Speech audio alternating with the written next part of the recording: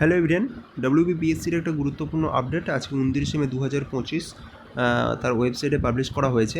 এখানে 17 জন ক্যান্ডিডেটকে কিন্তু আবার একটা নতুন চাকরির পরীক্ষায় রেকমেন্ড করা হচ্ছে। আর এখানে এক্সাম আপনাদের যেটা ছিল সেটা হচ্ছে assistant engineer mechanical and electrical.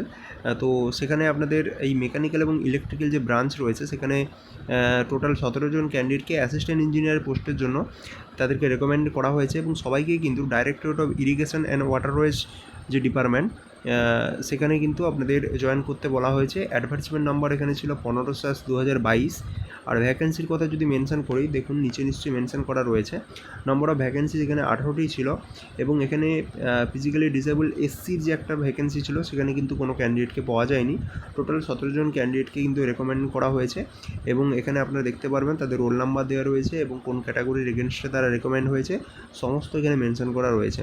তো আপনাদের যদি কোনো ক্যান্ডিডেট এখানে এক্সাম দিয়ে থাকেন অবশ্যই তাকে ইনফরমেশনটি শেয়ার করবেন এবং ভালো লাগলে ভিডিওটি লাইক করবেন, চ্যানেলটিকে সাবস্ক্রাইব করবেন। ধন্যবাদ।